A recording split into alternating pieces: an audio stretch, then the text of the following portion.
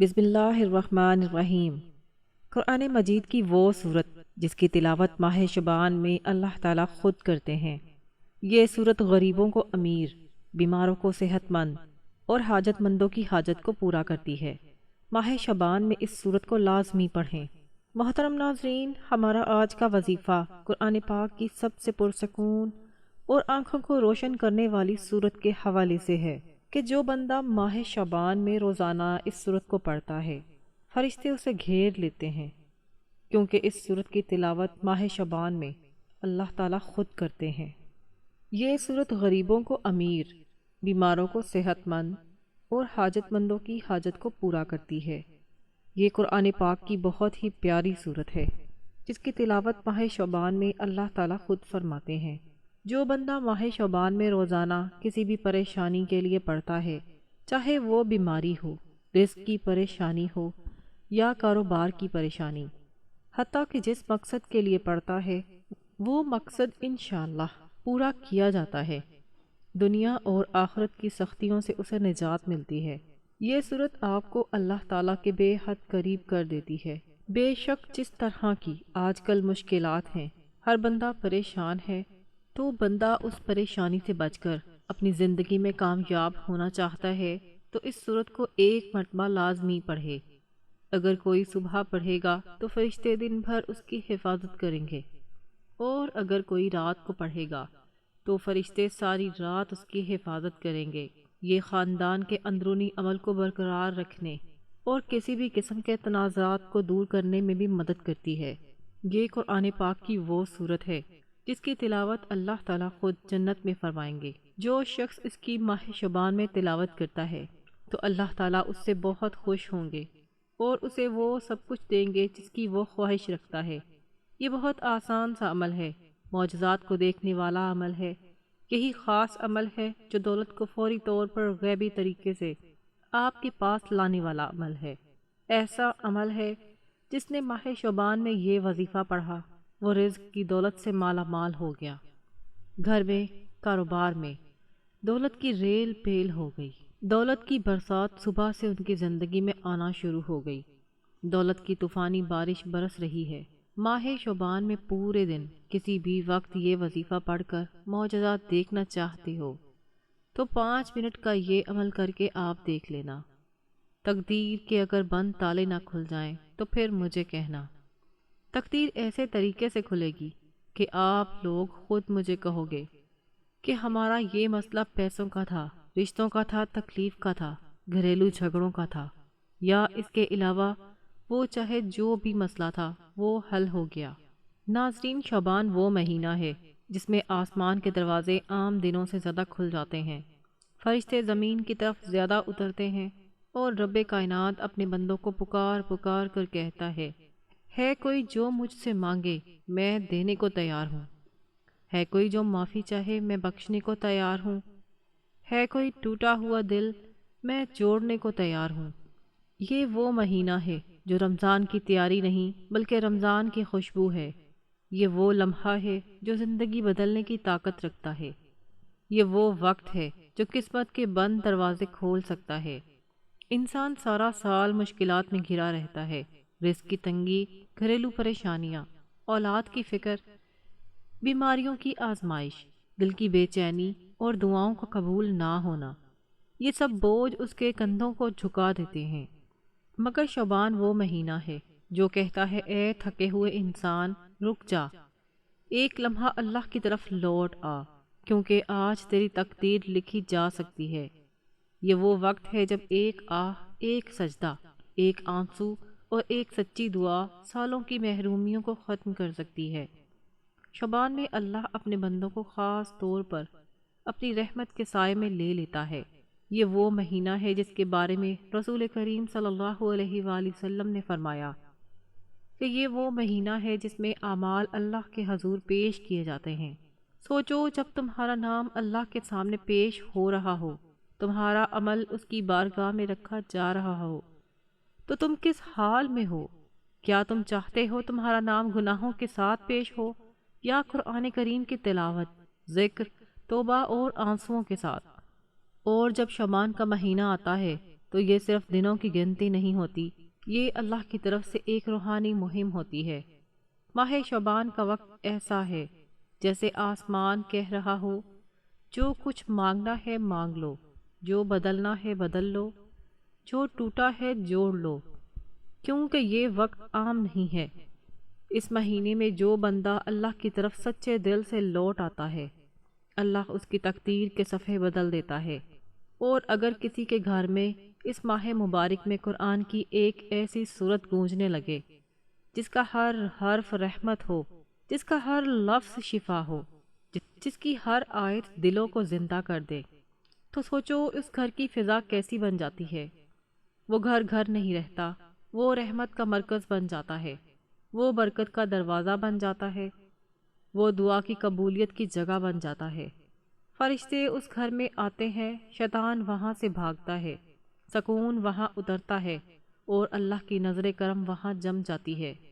محترم ناظرین، جب قرآن پاک کی کوئی صورت کسی گھر میں پڑھی جاتی ہے تو وہ صرف تلاوت نہیں رہتی، وہ ایک اعلان بن جاتی ہے، آسمان کی طرف ایک صدا بن جاتی ہے، اور زمین پر اللہ کی رحمت کو دعوت بن جاتی ہے۔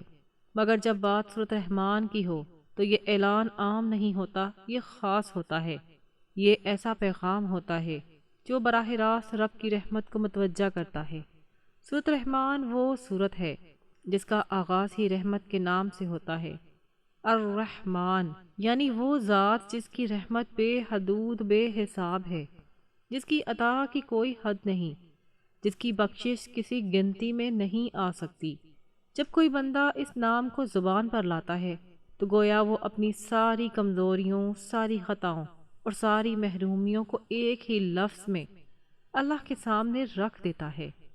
سوچو جب ماہ شعبان میں کسی گھر میں روزانہ سورۃ رحمان کی تلاوت ہونے لگے تو وہ گھر عام نہیں رہتا، وہ گھر اللہ کے ذکر سے روشن ہو جاتا ہے، وہ دیواریں گواہ بن جاتی ہیں، وہ چھت اللہ کی رحمت کو اپنے اوپر محسوس کرتی ہے، اور وہاں رہنے والے دلوں میں ایک عجیب سا سکون اترنے لگتا ہے۔ وہ سکون جو نہ کسی دوا سے ملتا ہے، نہ کسی انسان سے، نہ کسی دولت سے، وہ سکون صرف اللہ کے کلام سے ملتا ہے۔ سورۃ رحمان انسان کو یاد دلاتی ہے کہ تو تنہا نہیں ہے، تیرا رب تیرے ساتھ ہے، وہ تیرے دکھ دیکھ رہا ہے، وہ تیری آہیں سن رہا ہے، وہ تیری خاموش دعاؤں کو جانتا ہے۔ جب تو کہتا ہے فَبِأَيِّ آلَاءِ رَبِّكُمَا تُكَذِّبَانِ، تو اپنے رب کے سامنے یہ اقرار کر رہا ہوتا ہے کہ یا اللہ، میں تیری کسی نعمت کا انکار نہیں کرتا، میں جانتا ہوں کہ جو کچھ میرے پاس ہے وہ تیرا دیا ہوا ہے، اور جو نہیں ہے وہ بھی تیری حکمت ہے۔ یہ آیت صرف ایک سوال نہیں، یہ ایک دروازہ ہے، یہ وہ دروازہ ہے جس سے دعا کی قبولیت شروع ہوتی ہے، کیونکہ جب بندہ شکر کے ساتھ اللہ کے سامنے جھکتا ہے تو اللہ اس کے مانگنے سے پہلے ہی دینے کا فیصلہ کر لیتا ہے۔ یہی وجہ ہے کہ جن گھروں میں سورۃ رحمان کی تلاوت ہوتی ہے وہاں ناشکری ختم ہونے لگتی ہے، شکوے کم ہونے لگتے ہیں، دل نرم ہونے لگتے ہیں، اور زبان پر دعا خود بخود آ جانے لگتی ہے۔ ماہ شعبان کے دن وہ دن ہیں جن میں اللہ اپنے بندوں کو خاص طور پر قریب بلا رہا ہوتا ہے، جیسے کوئی ماں اپنے بچھڑے ہوئے بچے کو آواز دے کر کہتی ہو، آجا میں تیرے لیے دروازہ کھول کر بیٹھی ہوں۔ بالکل اسی طرح اللہ کہتا ہے، آجا مانگ لے، رو لے، گڑ گڑا لے، کیونکہ یہ وقت تیرا ہے۔ اور اگر اس وقت میں سورۃ رحمان تیرے ہونٹوں پر ہو تو یہ گویا تیری دعا کے لیے ایک سفارشی بن جاتی ہے۔ بہت سے لوگ کہتے ہیں ہم دعا کرتے ہیں مگر قبول نہیں ہوتی۔ اصل میں دعا قبول ہوتی ہے، مگر ہم اس دروازے تک پہنچ ہی نہیں پاتے جس سے قبولیت کا اعلان ہوتا ہے۔ سورۃ رحمان اس دروازے کی کنجی ہے۔ یہ وہ سورت ہے جو بندے کو اللہ کی نعمتیں یاد دلا کر اس کے دل میں شکر پیدا کرتی ہیں، اور شکر وہ طاقت ہے جو دعا کو آسمان تک پہنچا دیتی ہے۔ جب کسی گھر میں میاں بیوی مل کر سورۃ رحمان پڑھتے ہیں تو ان کے درمیان محبت بڑھنے لگتی ہے، جب ماں اپنے بچوں کے ساتھ یہ سورت پڑھتی ہے تو ان کے نصیب میں نور لکھا جانے لگتا ہے۔ جب کوئی بیمار اس سورت کو سنتا ہے تو اس کے دل میں شفا کی امید جاگتی ہے۔ جب کوئی پریشان اس سورت کو پڑھتا ہے تو اس کے دل کا بوجھ ہلکا ہونے لگتا ہے، کیونکہ یہ صرف الفاظ نہیں ہیں، یہ رب کی رحمت کی سانسیں ہیں۔ اور جب شعبان جیسے مبارک مہینہ میں یہ سورت کسی گھر میں روزانہ پڑھی جائے تو پھر یہ کہنا غلط نہ ہوگا کہ اس گھر پر اللہ کی خاص نظر کرم ہو جاتی ہے۔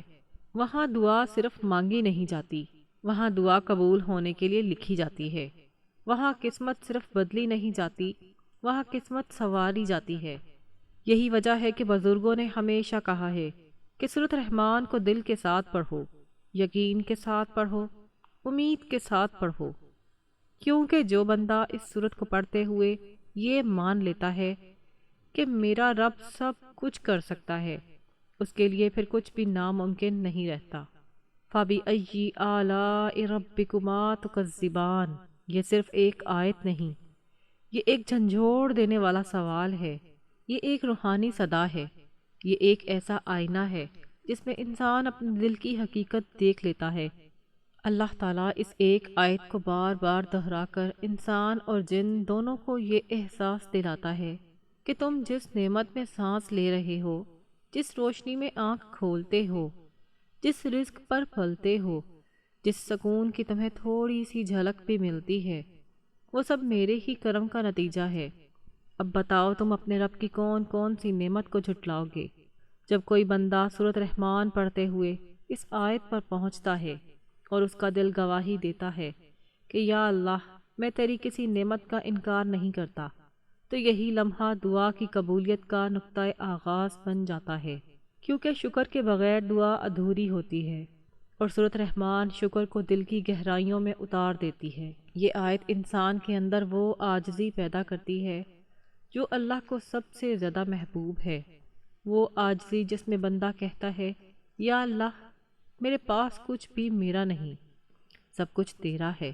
ناظرین، ماہ شعبان کے بابرکت دنوں میں جب کسی گھر میں بار بار یہ آیت گونجتی ہے، وہاں ناشکری کی جگہ شکر لے لیتا ہے، وہاں مایوسی کی جگہ امید لے لیتی ہے، وہاں بے یقینی کی جگہ یقین لے لیتا ہے۔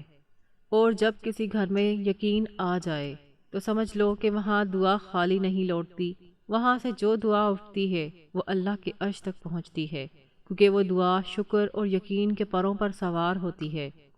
یہ آیت ہمیں سکھاتی ہے کہ مانگنے سے پہلے مانگنا سیکھو، مانگنے سے پہلے تسلیم کرنا سیکھو، مانگنے سے پہلے یہ اقرار کرو کہ یا اللہ تو نے مجھے بے شمار نعمتیں دی ہیں، اب اگر میں ایک نعمت اور مانگ رہا ہوں تو یہ میری بے شرمی نہیں بلکہ تیرے کرم پر یقین ہے۔ یہی یقین دعا کو طاقت دیتا ہے۔ کتنے ہی لوگ ہیں جو سورۃ رحمان پڑھتے ہوئے رو پڑتے ہیں، اس لیے کہ انہیں پہلی بار احساس ہوتا ہے کہ وہ کتنے امیر ہیں، حالانکہ وہ خود کو غریب سمجھ رہے ہوتے ہیں۔ ان کے پاس ایمان ہے، سانس ہے، آنکھیں ہیں، قرآن ہے، رب کو پکارنے کی اجازت ہے، اور ان سب سے بڑی نعمت یہ ہے کہ اللہ نے انہیں مانگنے کا حق دیا ہے۔ یہ آیت انسان کو یہی یاد دلاتی ہے کہ تم مانگ سکتے ہو، کیونکہ تمہارا رب دینے والا ہے۔ شعبان کا مہینہ پہلے ہی رحمتوں کا دروازہ ہوتا ہے، اور جب اس مہینے میں سورۃ رحمان کی تلاوت ہوتی ہے تو گویا رحمت پر رحمت نازل ہوتی ہے۔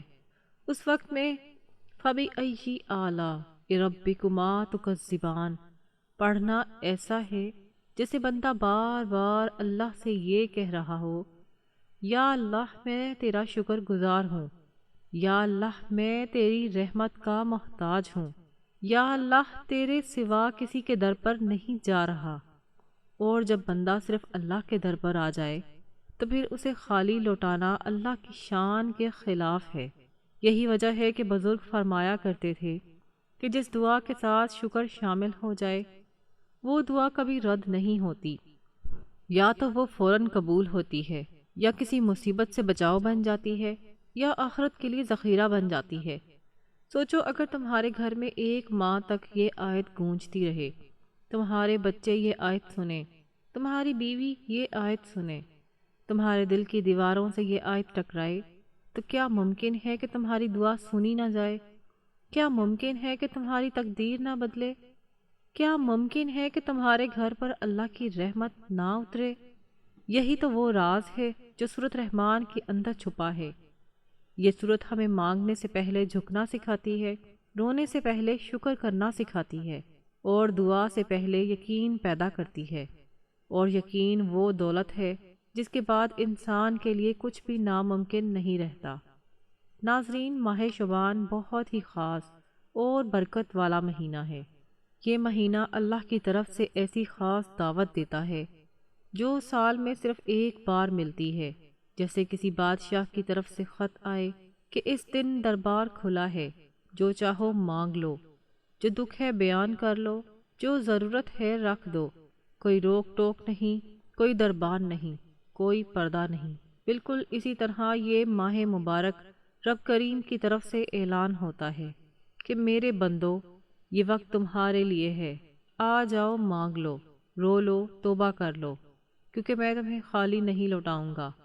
انسان سال بھر مختلف دروازوں پر دستک دیتا ہے، کبھی لوگوں کے سامنے ہاتھ پھیلاتا ہے، کبھی دنیا کے سہاروں پر بھروسہ کرتا ہے، کبھی اپنے رشتوں سے امید لگاتا ہے، اور جب وہاں سے مایوسی ملتی ہے تو دل ٹوٹ جاتا ہے۔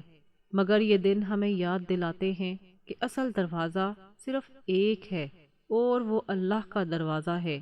جو یہاں آ گیا وہ کبھی محروم نہیں ہوا۔ یہی وجہ ہے کہ بزرگان دین فرماتے تھے کہ شعبان کے مہینے میں جو بندہ اپنے رب سے جڑ گیا وہ رمضان میں خود بخود سنور جاتا ہے، اس کی عبادت میں لذت آ جاتی ہے، اس کی دعاؤں میں اثر آ جاتا ہے، اس کی زندگی میں سکون آ جاتا ہے، کیونکہ یہ ماہ دراصل دل کی صفائی کے دن ہوتے ہیں، نیت کی درست ہونے کے دن ہوتے ہیں، اور تقدیر کے لکھے جانے کے دن ہوتے ہیں۔ اور جب انہی دنوں میں کسی گھر کے اندر سورۃ رحمان کی تلاوت شروع ہو جائے تو یہ گویا اللہ کو خاص دعوت دینا ہے کہ یا اللہ، ہم نے تیرے کلام کو اپنا سہارا بنا لیا ہے، ہم نے تیرے نام کو اپنی پناہ بنا لیا ہے، ہم نے تیری رحمت کو اپنا یقین بنا لیا ہے۔ ایسے گھر پھر عام گھروں جیسے نہیں رہتے، وہاں برکت کا پہرا لگ جاتا ہے، وہاں رحمت کی چادر تان دی جاتی ہے، وہاں دعا رد نہیں ہوتی۔ ناظرین، یہ ایسا بابرکت مہینہ ہے کہ جس میں تقدیر کی کتاب کھلی ہوتی ہے، جو لکھوانا ہے لکھوا لو، رزق کی کشادگی، قرض کی ادائیگی، اولاد کی کامیابی، بیماری سے شفا، گھریلو سکون، رشتوں کی آسانی، دل کی بے چینی کا خاتمہ۔ ہر حاجت اسی وقت اللہ کے سامنے رکھ دو، کیونکہ یہ وقت مانگنے کا نہیں، یقین کے ساتھ مانگنے کا وقت ہے۔ کتنے ہی لوگ ہیں جو کہتے ہیں کاش ہمیں پہلے پتہ ہوتا، کاش ہمیں معلوم ہوتا کہ کچھ لمحے ایسے بھی ہوتے ہیں جو پوری زندگی بدل سکتے ہیں۔ یہی وہ لمحے ہیں، یہی وہ دن ہیں، یہی وہ موقع ہے۔ یہ وقت پھر سال بعد آئے گا، نہیں معلوم ہم زندہ ہوں گے یا نہیں، نہیں معلوم ہمارے ہاتھ میں قرآن ہوگا یا نہیں، نہیں معلوم ہماری آنکھوں میں آنسو ہوں گے یا نہیں۔ اس لیے آج اگر اللہ نے تمہیں یہ موقع دے دیا ہے تو یہ اللہ کی خاص عنایت سمجھو۔ یہ اس بات کی نشانی ہے کہ وہ تمہیں بھلانا نہیں چاہتا، وہ تمہیں نظر انداز کرنا نہیں چاہتا، وہ تمہیں اپنے قریب کرنا چاہتا ہے۔ اور یاد رکھو، جو بندہ اس موقع کو پہچان لیتا ہے وہ دنیا اور آخرت دونوں میں کامیاب ہو جاتا ہے، کیونکہ وہ جان لیتا ہے کہ اصل دولت سورۃ رحمان کے الفاظ میں چھپی ہے، اصل طاقت اللہ کے ساتھ یقین میں چھپی ہے، اور اصل کامیابی اللہ کے در پر جھک جانے میں چھپی ہے۔ یہی وجہ ہے کہ ماہ شعبان میں سورۃ رحمان کی تلاوت کو معمولی نہ سمجھو۔ یہ ایک عمل نہیں، یہ ایک فیصلہ ہے۔ یہ فیصلہ اب ہم دنیا کے دروازوں پر نہیں جائیں گے، اب ہم صرف اللہ کے در پر جائیں گے، اور جو صرف اللہ کے در پر آ جائے اس کی ہر دعا قبولیت کے راستے پر چل پڑتی ہے انشاءاللہ۔ ناظرین، یہ وظیفہ آپ نے اللہ تعالیٰ پر پورا یقین اور اپنے اللہ سے امید رکھتے ہوئے کرنا ہے۔ کسی بھی صورت آپ کو مایوس نہیں ہونا، کیونکہ اچھے اور برے حالات ہمیشہ کے لیے نہیں ہوتے۔ اس لیے آپ نے نا امیدی کا شکار نہیں ہونا، کیونکہ زندگی بھی عجیب ہے۔ کبھی کبھی یہ اتنی خوبصورت لگتی ہے کہ جی چاہتا ہے کہ ہمارا ناتا ہمیشہ کے لیے زندگی سے جڑا رہے، کبھی یہ ناتا نہ ٹوٹے، اور کبھی جب زندگی ہماری امید اور توقعات پوری کرنے میں ناکام رہتی ہے تو دل کرتا ہے کہ یہ زندگی جلد ختم ہو جائے، مگر یہ حقیقت ہے کہ دکھ اور درد میں وقت طویل سے طویل تر ہوتا جاتا ہے۔ اسی طویل سفر سے انسان ہار کر مایوسی کا شکار ہو جاتا ہے۔ انسان خود سمجھ نہیں پاتا کہ آخر اس ساری صورتحال سے کیسے نمٹنا جائے۔ انسان کی فطرت ایسی ہے کہ اسے زندگی میں سب کچھ اپنے مطابق چاہیے، سب اس کی مرضی اور منشا کے مطابق نہیں ہوتا، تو وہ نا امید اور مایوس ہو جاتا ہے، ساتھ ہی اسے احساس ستاتا ہے کہ اب اسے مزید نہیں جینا۔ انسان بنیادی طور پر جلد باز واقع ہوا ہے، اسے اگر کچھ حاصل کرنا ہو تو وہ اس کے لیے تگ و دو کرتا ہے، دعائیں مانگتا ہے، محنت کرتا ہے، مگر جب اس کی منشا کے مطابق اس کو پھل نہیں ملتا تو وہ تھک جاتا ہے، اور اس تھکن میں وہ مایوسی کے اندھیروں میں اپنا وجود، اپنی امید اور اپنا یقین کھو بیٹھتا ہے۔ اسے زندگی بے رنگ لگنا شروع ہو جاتی ہے، دوسرے الفاظ میں اس کی دلچسپی ختم ہو جاتی ہے۔ مگر یاد رکھیں کہ کچھ بھی ہمیشہ کے لیے نہیں ہوتا، وقت کی ایک خوبصورتی ہے کہ یہ کبھی بھی ایک جیسا نہیں رہتا، مشکل ہو تو آسانی بھی مل جاتی ہے، حالات چاہے جتنے بھی کٹھن ہوں، مشکلات کے بادل جتنے بھی کالے کیوں نہ ہوں، آسانی کی صبح کا سورج ضرور طلوع ہوتا ہے۔ نہ دکھ سدا رہتا ہے اور نہ ہی سکھ، ایسے ہی ناکامی اور کامیابی بھی ہمیشہ کے لیے نہیں ہے۔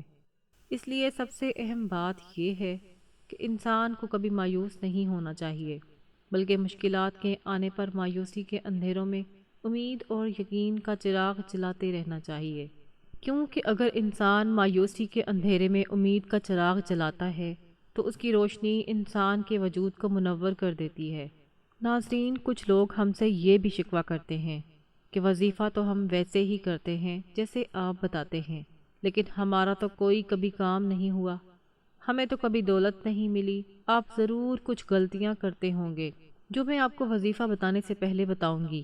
اگر آپ وظیفہ کرتے وقت یہ غلطیاں کرتے ہیں تو آج کے بعد اس وظیفے کے اندر بھی آپ نے ان غلطیوں کو کبھی نہیں کرنا، اور میں آپ کو وظیفہ کرنے کا صحیح طریقہ بتاؤں گی، کیونکہ اگر آپ کو وظیفہ کرنے کا صحیح طریقہ کار پتہ نہ چلا، کس وقت کرنا ہے، کتنی تعداد میں کرنا ہے، جب آپ کو صحیح طریقے کا ہی پتہ نہیں چلے گا تو پھر آپ کو کوئی فائدہ نہیں ہوگا۔ آج اچھے طریقے سے اس ویڈیو کو آخر تک دیکھ کر اچھے طریقے سے اس وظیفے کو سمجھ لینا ہے۔ ناظرین، اب میں آپ کو وہ غلطیاں بتاؤں گی جو آپ وظیفہ کرتے وقت ضرور کرتے ہوں گے۔ سب سے بڑی غلطی کیا ہوتی ہے؟ آپ لوگ وضو بھی نہیں کرتے، نماز بھی نہیں پڑھتے، قرآن پاک کی تلاوت بھی نہیں کرتے۔ میں آپ کو ہر ویڈیو کے اندر بتاتی ہوں کہ کوئی بھی عمل، کوئی بھی وظیفہ نماز کے بغیر نہیں ہوتا، نماز کے بغیر کچھ بھی نہیں ہوتا، کوئی بھی وظیفہ کام نہیں کرتا۔ ایک غلطی آپ کی یہ ہے کہ آپ لوگ نماز پڑھنے کے بغیر ہی وظیفہ کرنا شروع کر دیتے ہیں۔ دوسری غلطی یہ ہے کہ یہ سب سے بڑی غلطی ہے کہ جب آپ وظیفہ کرنا شروع کرتے ہیں تو جو آپ کے آس پاس ہوتا ہے اس کے ساتھ باتیں بھی کرتے رہتے ہیں، اس کو بتا بھی دیتے ہیں کہ میں یہ عمل کر رہا ہوں، اس کام کے لیے کر رہا ہوں، اس لیے آپ کا عمل مکمل کام نہیں کرتا، آپ کا وظیفہ ٹوٹ جاتا ہے۔ آپ نے آج کے بعد ان غلطیوں کو کبھی نہیں کرنا۔ وظیفہ کرنے کا صحیح طریقہ یہ ہوتا ہے کہ آپ نے اب وضو کیا، وضو کرنے کے بعد نماز پڑھ لی۔ جب آپ نماز پڑھ لیں تو اس جگہ پر جا کر بیٹھنا ہے جہاں آپ کو لگتا ہے کہ ادھر میرے پاس کوئی نہیں آئے گا۔ جب آپ کے آس پاس کوئی نہیں آئے گا تو پھر آپ کی توجہ اس اپنے وظیفے کی طرف ہوگی۔ اب آپ نے وظیفہ شروع کرنا ہے، پھر وظیفہ ختم ہونے سے پہلے ہی اللہ تعالیٰ کا معجزہ دیکھ لینا، آپ کی خالی جھولی اسی وقت بھر جائے گی۔ جب آپ بند کمرے میں جائے نماز کے اوپر بیٹھ گئے تو 3 بار درود شریف پڑھنا، اور کوشش کرنی ہے کہ آج اس وظیفے کو اپنے پاس لکھ کر ضرور رکھ لیں۔ آپ نے سب سے پہلے 3 مرتبہ درود شریف پڑھنا ہے۔ درود شریف تو ویسے بھی کثرت کے ساتھ پڑھتے رہا کریں، چلتے پھرتے، اٹھتے بیٹھتے، دکان پر بیٹھے ہیں چاہے اپنے گھر میں بیٹھے ہیں، کہیں سے آ رہے ہیں کہیں پر جا رہے ہیں، درود شریف تو کثرت کے ساتھ پڑھتے رہا کریں۔ اس سے آپ کو بہت بڑا فائدہ ہوگا۔ اس سے ویسے بھی آپ کو کبھی کوئی پریشانی نہیں آئے گی۔ آپ کے گھر میں، دکان میں، کاروبار میں برکتیں ہی برکتیں رہیں گی، رحمتیں ہی رحمتیں رہیں گی۔ اس لیے کوشش کیا کریں کہ درود شریف کثرت کے ساتھ پڑھتے رہا کریں، کیونکہ درود شریف کی بہت ہی فضیلت اور برکات ہیں۔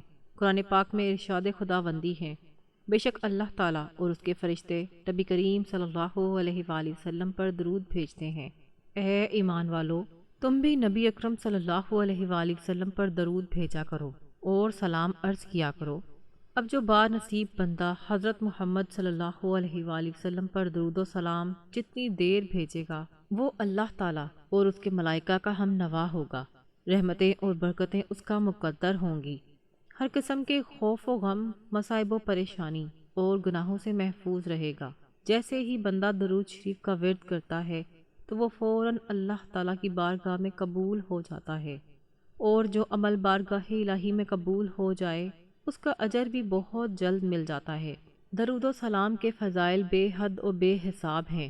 درود پاک کا ایک بہت بڑا فائدہ یہ ہے کہ اس کی برکت سے بندوں کو اللہ تبارک و تعالیٰ اور اس کے پیارے محبوب حضور نبی کریم صلی اللہ علیہ وآلہ وسلم کا قرب حاصل ہوتا ہے۔ ترمذی شریف میں حضرت ابن مسعود رضی اللہ تعالیٰ عنہ سے روایت ہے کہ رسول اللہ صلی اللہ علیہ وآلہ وسلم نے فرمایا کہ قیامت کے روز مجھ سے سب سے زیادہ قریب یا میری شفاعت کا سب سے زیادہ حقدار وہ ہوگا جس نے مجھ پر زیادہ درود شریف پڑھا ہوگا۔ ترمذی شریف میں حضرت علی المرتضیٰ رضی اللہ تعالیٰ عنہ سے روایت ہے کہ رسول اللہ صلی اللہ علیہ وآلہ وسلم نے فرمایا، بڑا کنجوس ہے وہ شخص جس کے سامنے میرا ذکر ہو اور وہ مجھ پر درود شریف نہ بھیجے۔ ترمذی شریف میں ہی حضرت عمر فاروق رضی اللہ تعالیٰ عنہ سے مروی ہے کہ آپ نے فرمایا، دعا آسمان اور زمین کے درمیان ٹھہری رہتی ہے، اس سے کچھ اوپر آسمان کی طرف نہیں چڑھتی جب تک تم اپنے نبی صلی اللہ علیہ وآلہ وسلم پر درود نہ بھیجو۔ حضرت علی المرتضیٰ رضی اللہ تعالیٰ عنہ فرماتے ہیں، اللہ تعالیٰ نے جنت میں ایک درخت پیدا کیا جس کا پھل سیب سے قدرے بڑا، انار سے قدرے چھوٹا، ریشم سے زیادہ نرم، شہد سے عمدہ، مشک سے زیادہ خوشبو رکھنے والا، شاخ زمرد کی، تنا سونے کا، پتے زبرجد کے، اور یہ نبی کریم صلی اللہ علیہ وآلہ وسلم پر صلاۃ و سلام پڑھنے والوں کے لیے مختص ہوگا۔ اس کے علاوہ کوئی اور اسے دیکھ نہ پائے گا۔ حضور سید عالم صلی اللہ علیہ وآلہ وسلم نے فرمایا، جو مجھ پر درود بھیجتا ہے اس پر فرشتے درود بھیجتے ہیں، خود خدا اپنی شان کے مطابق درود بھیجتا ہے، جس کے باعث تمام آسمان اور زمین والے درود بھیجتے ہیں، بلکہ درخت، چرند پرند، غرض یہ کہ کوئی ایسی چیز باقی نہیں رہتی جو درود نہ بھیجتی ہو۔ سید الانبیاء حضرت محمد مصطفیٰ صلی اللہ علیہ وآلہ وسلم نے فرمایا، کوئی آدمی مجھ پر درود شریف پڑھتا ہے تو منادی پکار کر کہتا ہے کہ اللہ تعالیٰ اس کے بدلے تجھ پر 10 بار درود بھیجے۔ آسمان والے یہ سن کر کہتے ہیں، تیرے درود شریف کے بدلے 100 بار تجھ پر رحمت فرمائے۔ درود پاک کثرت سے پڑھتے رہا کریں تاکہ دنیا و آخرت دونوں جہانوں میں کامیابی مل سکے۔ اب ایک مرتبہ ثواب کی نیت سے میرے ساتھ بھی پڑھ لیں۔ اللہم صلی علی محمد وعلی آل محمد کما صلیت علی ابراہیم وعلی آل ابراہیم انک حمید مجید۔ اللہم بارک علی محمد وعلی آل محمد کما بارکت علی ابراہیم وعلی آل ابراہیم انک حمید مجید۔ درود پاک پڑھنے کے بعد آپ نے جس سورت کی تلاوت کرنی ہے وہ سورۃ الرحمن ہے، کہ جس کی تلاوت کرنے سے غریب امیر ہو جاتا ہے، بیمار صحت مند ہو جاتا ہے، حاجت مندوں کی حاجت پوری ہو جاتی ہے۔ یہ 27ویں پارے کی بہت ہی پیاری سورت ہے۔ الرحمن اللہ کے خوبصورت ناموں میں سے ایک نام ہے جس کا مطلب ہے رحم کرنے والا۔ جو بندہ ماہ شعبان میں روزانہ صبح یا شام یہ سورت پڑھے گا، انشاءاللہ پورا سال اللہ پاک اس پر رحم فرمائیں گے۔ جس پر اللہ پاک رحم فرما دے اس پر پوری دنیا رحم کرتی ہے، پوری دنیا اس سے پیار کرتی ہے۔ جو مانگو گے میرا مالک وہ عطا کر دے گا۔ تو آپ سب سورۃ رحمان کو ماہ شعبان میں روزانہ صبح شام لازمی پڑھیں۔ جو پڑھ نہیں سکتا وہ صرف سن لیا کرے، انشاءاللہ سن کر بہت سکون ملتا ہے۔ اس سورت کی تلاوت کرتے ہی دیکھنا کہ کیسے اللہ تعالیٰ آپ کے نصیبوں کو کھول دے گا، آپ کے رزق کے بند تالے کھول دے گا، آپ کو وہاں سے رزق عطا کرے گا جہاں سے آپ کا تصور بھی نہیں ہوگا۔ قرآن کا فیصلہ ہے، اللہ پاک پھر جب رزق دینے پر آتا ہے تو وہاں سے رزق ملتا ہے جہاں آپ گمان بھی نہیں کر سکتے۔ یہ قرآن کہتا ہے، تو اس لیے اللہ ایک طاقت ہے، تو اس لیے اللہ ایک طاقت کا نام ہے، پوری کائنات کا خالق اور مالک اور رازق ہے، وہ اللہ ہے جس نے ہم سب کو بنایا۔ یہ طاقت ہے میرے اللہ کی۔ سورۃ رحمان کی تلاوت کرنے کے بعد آپ نے اللہ تعالیٰ کے یہ مبارک نام یا غنیو، یا رزاقو، یا شافی تسبیح کے دانوں پر یا ہاتھ کی انگلیوں پر گن کر پورے 100 مرتبہ پڑھ لینے ہیں، اور پھر ایک تسبیح استغفر اللہ العظیم و اتوب الیہ کی پڑھ لیں، اور پھر آخر میں اتنا ہی درود پاک لازمی پڑھنا ہے جتنا عمل کے شروع میں پڑھا تھا۔ جو شخص ماہ شعبان المعظم میں روزانہ بتائے گئے طریقے کے مطابق یہ عمل کر لیتا ہے، انشاءاللہ وہ غریب سے امیر ہو جائے گا، بیماریوں سے شفا حاصل ہو جائے گی، اور اس عمل کے ذریعے حاجت مندوں کی حاجت کو اللہ تعالیٰ پوری کرے گا۔ آخر میں دعا ہے کہ اے اللہ رب العزت، ساری کائنات کے شہنشاہ، آسمانوں اور زمینوں کے مالک، انسانوں اور جنوں کے معبود، عرش اعظم کے مالک، اے بادشاہوں کے بادشاہ، ہم تیرے گنہگار بندے ہیں، تیرے خطا کار بندے ہیں، ہمارے گناہوں کو معاف فرما، ہماری خطاؤں کو معاف فرما۔ اے معبود، ہم گواہی دیتے ہیں کہ تیرے سوا کوئی عبادت کے لائق نہیں، تیرے سوا کوئی بندگی کے لائق نہیں، ہمارے گناہ تیری رحمت سے بڑے نہیں ہیں، تو اپنی رحمت سے ہمارے گناہوں کو معاف کر دے۔ اللہ پاک ہمیں گمراہی کے راستے سے ہٹا کر صراط مستقیم کے راستے پر چلنے والا بنا دے۔ زندگی میں ایسے نیک اعمال کرنے کی توفیق عطا کر جن اعمالوں سے تو راضی ہو جائے۔ اے اللہ، ہمیں تیرے احکام کی فرما برداری کرنے والا بنا، اور تیرے پیارے حبیب جناب محمد صلی اللہ علیہ وآلہ وسلم کے نیک اور پاکیزہ آداب کو اپنانے والا بنا دے۔ اے اللہ، ہماری پریشانیوں کو دور کر دے۔ اے اللہ، جو بیمار ہیں انہیں شفائے کاملہ عطا فرما۔ اے اللہ، جو بے اولاد ہیں انہیں اپنے خزانوں سے نیک اور صالحہ اولاد عطا فرما۔ اے اللہ، جن کے جو کام رکے ہوئے ہیں وہ پورے کر دے۔ اے اللہ، بچھڑے ہوئوں کو ملا دے۔ اے اللہ، شادی شدہ جوڑوں میں محبت اور خلوص پیدا کر دے اور ان کی زندگیوں میں برکت ڈال دے۔ اے اللہ، لڑکے اور لڑکیوں کے نصیب اچھے کر دے۔ اے میرے مالک، جو قرض کے بوجھ تلے دبے ہوئے ہیں ان کا قرض جلد سے جلد ادا کروا دے۔ اے رب العزت، شیطان سے ہماری حفاظت فرما۔ اے اللہ، حلال رزق کمانے کی توفیق عطا فرما۔ اللہ رب العزت ہم سب کو عمل کی توفیق عطا فرما۔ اللہ تعالیٰ میرا سنانا اور آپ کا سننا اپنی بارگاہ میں قبول و منظور فرمائے، آمین۔ ناظرین، گزارش ہے کہ اللہ تعالیٰ کے 99 ناموں میں سے کوئی ایک نام کمنٹ میں لکھ کر ضرور شیئر کریں۔ اللہ تعالیٰ ہم سب کا حامی و ناصر ہو، آمین۔ جزاک اللہ۔